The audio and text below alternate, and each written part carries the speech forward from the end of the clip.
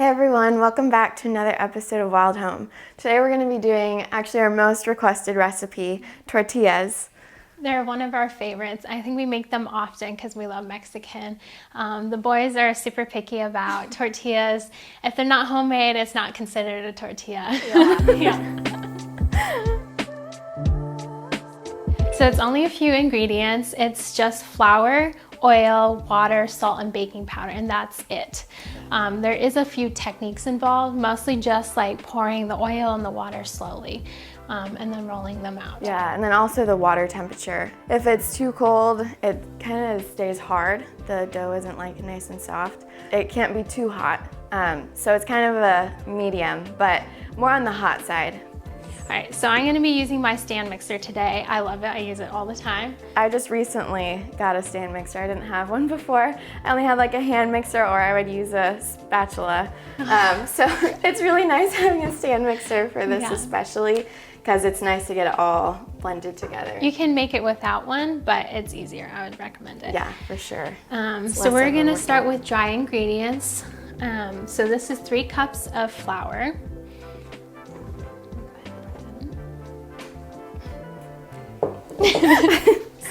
And then we'll do 1 teaspoon of salt. And then 1 teaspoon of baking powder. Okay, then we'll take it over here. So you just blend the dry ingredients on a low speed, just so you don't have flour going everywhere. We'll keep it going on low, and Alyssa's gonna slowly pour in the oil. Olivia's gonna add the hot water, and then when she does, she's gonna do the same thing. Add it as it's going. So you want the dough to not be sticky. If it's still sticky, then you might have to add a little more flour. But if it's too dry, you can add just a little bit of water and keep mixing. Excellent. Okay, so you get some flour, and then we'll just lightly dust the table with it so that the dough doesn't stick. Or I guess, should we knead it first? Yeah, sure. Before putting the flour down, making Fingers. a mess. Never mind. I think we're gonna knead it first. Do we need a little bit or no? Maybe a little. Okay, never mind. We need more water.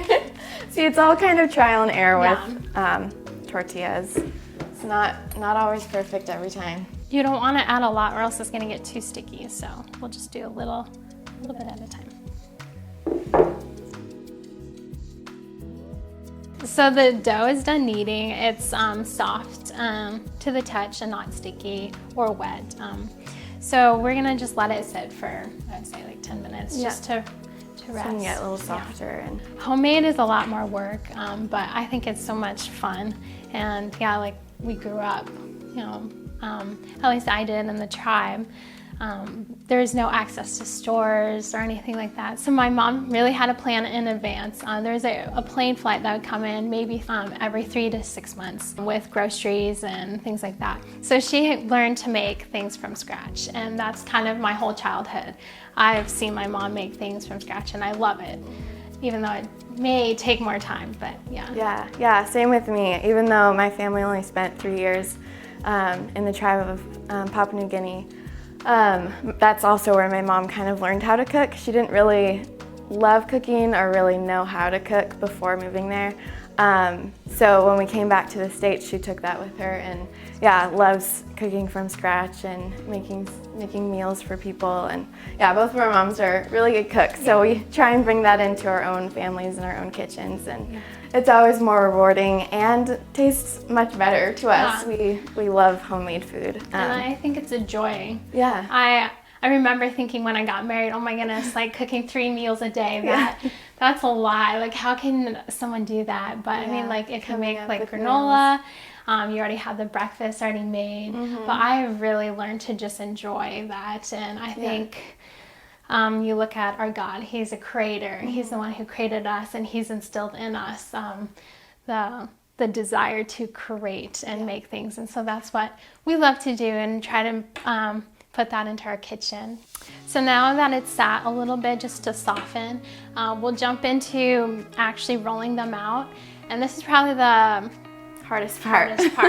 more of a workout. Yeah, And for sure. my mom always gave this job to my dad. And so I kind of do the same thing. Like, Morgan, do you want to do this? And he will always say yes. So he's better at rolling them out and making them more round than I am. Yeah, But it's really hard to make them nice and round. Like the packaged tortillas, they never turn out looking the same.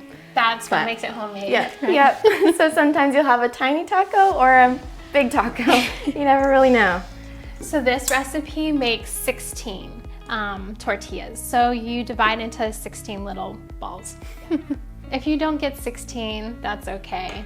And 16 is a lot for some people. So what I do is sometimes I'll roll out just as many as we need and put the rest in the fridge. Although I'd say it doesn't save super well. So if you're gonna save the dough, I would recommend using it either that day, like later that day, or the next day. Yeah.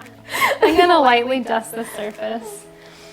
So I like to try to flatten it out before I roll it. That way you don't have to do so much work at the beginning. Also, rolling them up into balls helps keep them more round.